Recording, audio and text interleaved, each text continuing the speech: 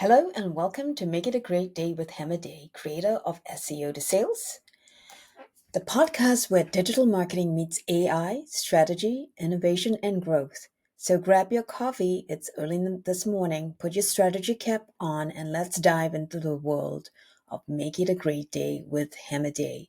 Are you ready? Let's get started. Today I'm going to be talking about the AI revolution and how it's impacting search. You need to stay visible as a business on the internet. Otherwise, you're not going to get leads. And right now, the risk for businesses is to become invisible.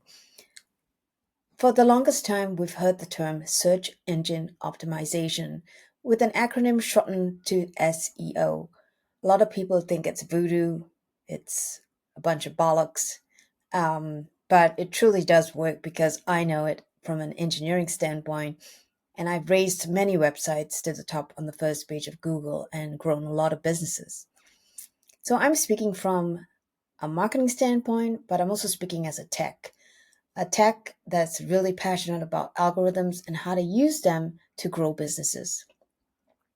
When I founded SEO to Sales, I was so gung ho on it because I didn't just rank websites on the first page of Google, but I connected the dots with sales. I always looked at where the profit centers were and made sure that anything to do with pages, keywords, keyword ranking, keyword searches, and blogs that we wrote, or any form of content that we created related to what happened on Google. Well, mid last year, it all changed. It is now search everywhere optimization.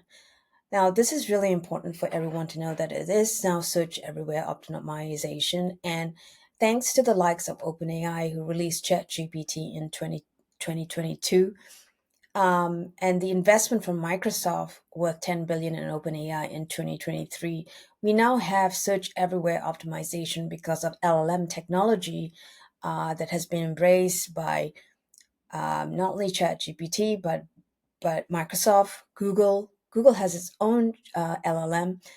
Meta, who owns Facebook, Instagram, and WhatsApp, have also integrated LLM technology alongside the likes of LinkedIn. Now, LinkedIn is actually owned by Microsoft, so naturally, that algorithm is also tied in with the partnership with OpenAI. Not to forget, good old Apple. Apple products released Apple Intelligence, and that's based on their version of LLM technology, also in partnership with OpenAI. So, search is no longer just on Google, but Google still remains the number one search engine for now, followed by YouTube, also owned by Google. But lots of changes have happened on YouTube. For example, incorporating short videos just to mimic the TikTok algorithm, which is now seen on Chrome and on the top navigation bar as short videos. So the merge of social media and SEO becoming one on all platforms also can be seen in the shifts of AI assistants, social platforms, voice search, and image search are all changing the discovery of consumers and users out there, both in the B2C and B2B space. So, what happens if you don't want to really buy into all of this as a business owner? And if you don't adapt, the risk to you is the risk of digital invisibility, losing new business to your competition who embraces these changes. And so, my candor to you today is adapt or die. Um, It'll be interesting to see how, when you get to work this morning, open up Copilot. That's become a search engine in its own right.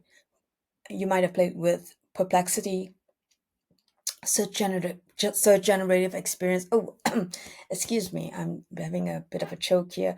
When you go on Chrome now and you get the AI overview, that is Google's search generative experience LLM technology that was introduced last year. Um, and as you can see, the AI overview is actually now taking the place of what was ranked page one for websites, or page two, or page three. And so to get rankings on that AI overview, there are some changes that you need to make in terms of how you structure data on your website.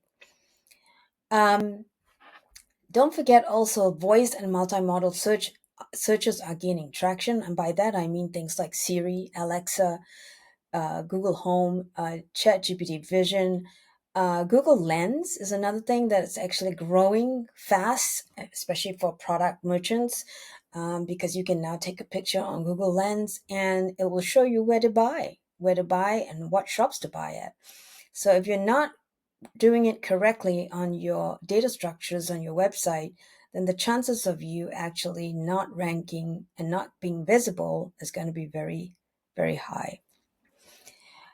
So, if I were to look at some of the key things in SEO that has changed, is that we're moving into an era where zero click searches actually dominate search results. So, it might not be. So, if you are a CMO and you are judging the performance of your team based on clicks, well, kiss that goodbye. You got to look at impressions and clicks, and also the flow of where people are actually looking and searching for the kinds of things that you are actually marketing. So the truth is, here's the truth: AI generated answers reduce the need for websites. Ha! So now you're going to ask me, do I still need a website, Hema? Absolutely yes, but I'll tell you that in a minute. And let me tell you this: if you think of someone searching on ChatGPT or Bing or Google or any of the social media platforms, and they're coming to you because they've seen a video, and after the video they've seen a podcast, and after a podcast they've seen a blog. Um, this is how the zero click searches are actually working now, because it's not just one size fits all or one link leads to a lead. It's a myriad of things. It's an omni-channel approach to content and data structuring, and also how you actually structure for voice search. AI personalization tailors search results per user, diminishing static ranking factors. So if you're looking at just ranking factors on Google, well, kiss that goodbye too, because you need to be seeing where your traffic is actually pouring in from and what funnels. Think of it as creating multiple funnels across multiple channels now, not to forget ads. So, what does this mean for the future of website design and development? Websites are evolving into brand hubs and trust signals. You absolutely need a website because that's the only place where you can control your brand. You can control the trust currency that you want to build on the internet. The trick here is that your technology behind the website needs to be AI friendly, LLM friendly, I should say, with schema markups and structured data that will increase visibility. Website will become more interactive and AI assisted. And if you want to see an example of how I've done it for my website, go on to IFFEL international.com, and look for our AI website concierge, Iffy. Iffy will present you with pages that are relevant to the searches that you are looking for. And if you're not able to find it, then you can still browse, or you can contact us and we'll help you navigate through the website. Remember, we are in an era where there are multi generations that require and have different expectations. Gen Zs like things, like answers yesterday. Millennials like the answer today and now. And then you have Gen Xers and baby boomers to consider as well. So AI driven personalization and conversational interfaces will define future web experiences. Now, you would have heard about DeepSeek in recent weeks. A copy that was released from China. It's actually really good. However, it's got its limitations. There's a lot of banter around American AI and Chinese AI. I'm not going to go into that today, but I am going to teach you on this, give you some tips at least on how to navigate through this search everywhere optimization with content. So, are you ready? Right. Content is not king. Yeah, I know. That's what you've been hearing all along, haven't you? Content is king. Content is king. Well, let me tell you this: content is not king. Unique content is king. Now, everyone looks at me funny when I say this, rightly so, but unique content is there for a reason, because there's so much content out there in the worldwide internet. And so when you have bots that don't find unique content, they have no interest presenting you as a possible solution to the problem. Remember, this is about the user, right? Because the user is number one. And whatever they ask is what the machines are going to give them. So when you create content, think of it this way: you need topical authority, and apply Google's. Actually, Google came up with this wonderful formula called EEAT: experience, expertise, authority, and trust. I'll repeat that: experience, expertise, authority, and trust. So, in every piece of content that you produce, make sure you ooze the kind of experience you have, the expertise you have, the authority that you have in the subject matter, and the trust that people have in what you actually do. Create AI friendly, human first content. Don't go onto ChatGPT and ask a bot and then copy and paste that information and call it unique. The bots are smarter than you think. They've been fed. I mean, let's call it this. They've gone through some machine learning, and yes, it may not be up to date information from time to time. Sometimes it is up to date information. It will also detect if you've copied and pasted someone else's content. Video, audio, and images search are becoming dominant, so make sure you have authentic images, authentic videos, authentic images, and audio, that you can maybe put a watermark on it and stamp it with your logo so that everyone knows that that is original. It's not a copy. Leveraging AI tools to create content outlines can help accelerate it. And let me tell you this: yes, English majors are going to have a field day with LLM technology like ChatGPT. However, you need to understand how the bots think and how to feed that information. It's really the era of applying English and tech to creating prompts so that you are able to get a unique guideline to what it is that you want to create as a content piece. Um, Guess what? Last year, I'm going to talk about engagement now. Last year, consumers and users were engaging in about 12 seconds. So that's quite a bit of time to just look at something for 12 seconds and then engage. Today, it is down to under 3 seconds. All right. So in under 3 seconds, you've got to get a hook out there that people are going to want to listen to even more. And then, yeah, engage with what it is that you're selling and marketing. Now, if you don't make that interesting and that hook available, they just scroll right over it and go to the next thing, and boom, your competitor is probably going to get that deal. Inclusive communication with your target audience. Oh, I'm getting a lot of, I'm choking a lot this morning. Inclusive communication with your target audience is critical. Now, by this, I mean, we've got one, two, three, four, five, six, seven generations to consider now in our marketing.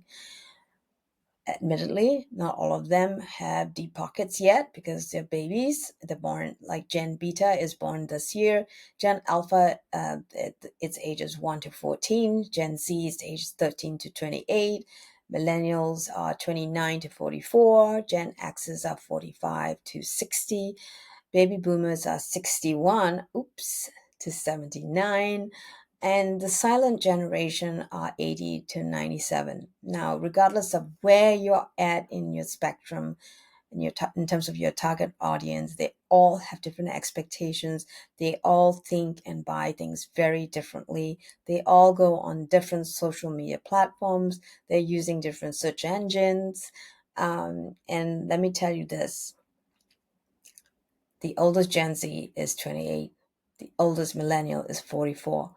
When I talk to a lot of Gen X's and baby boomers, they think that the millennials and Gen Zs are still little ones in high school, but they're not.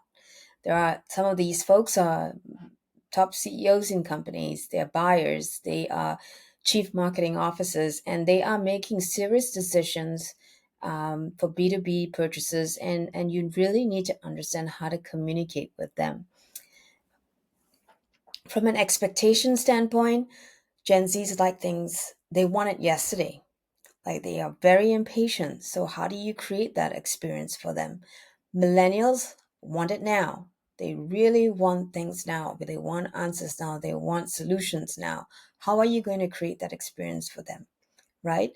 Um, so, as a business owner, I want you to go to work today, and here's what I'm going to give you a checklist on what you need to be doing.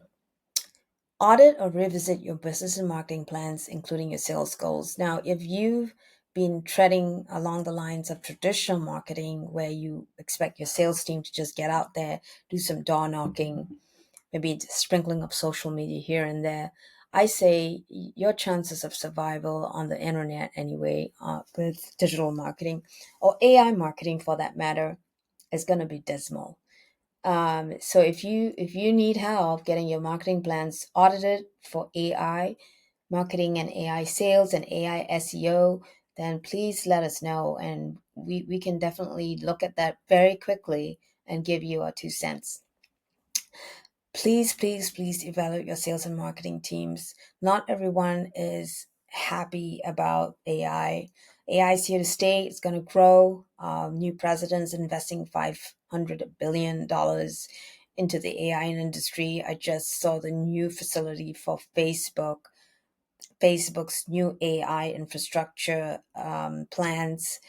It's gonna move really, really fast. Okay, so make sure that your sales and marketing teams are up to speed with what's going on with the latest on search everywhere optimization. They need to work as one.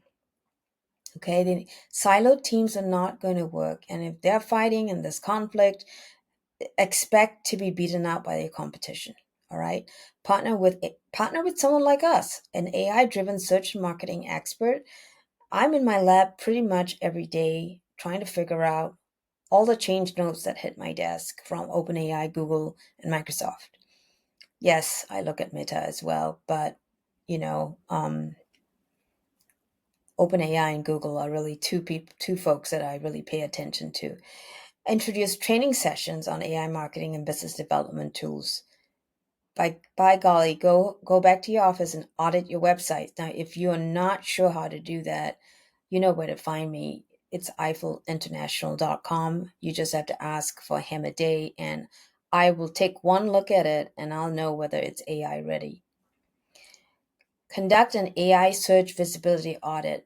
Build and implement AI powered content optimization. Remember when I told you about EAT? Make sure that you do that and check that everything is based around EAT. Build and implement voice, image, and video multimodal search strategy. Have a team monitor AI developments, adjust on the go, on the go. This is not something where things change in years, it's changing in days, weeks, and months. Schedule weekly training so that any change notes that come across your desk, you table it with your team. Implement an SEO quality control process to ensure changes are done. Check it off. Make sure you are doing that QC. And you must watch the sales leads closely and track where they are coming from. And yes, we are getting leads from Google, but we're also getting leads from YouTube and Bing and ChatGPT. Yes, some of our lawyers are already seeing that happen, and some of our manufacturers are seeing that happen with unique products that they're selling. Have and here, this is my buyers. I'm a tech person. Have a new technology research evaluation team put in place. Now, if you don't have that resource internally, use us. We can definitely be that voice of reason on your management team as to what AI marketing tools you should be using and where you should be deploying it and how you should be deploying it. So I didn't want to take up too much time this morning because I think it's a lot for you to digest. The AI isn't in the future of search, it is here now. Companies that adapt will dominate, the rest will disappear. The time is to act now And if you need any help, you can find me at eiffelinternational.com. And this is Hema Day, founder and creator of SEO to Sales. And I wish you a great day. Make it a great day with Hema Day.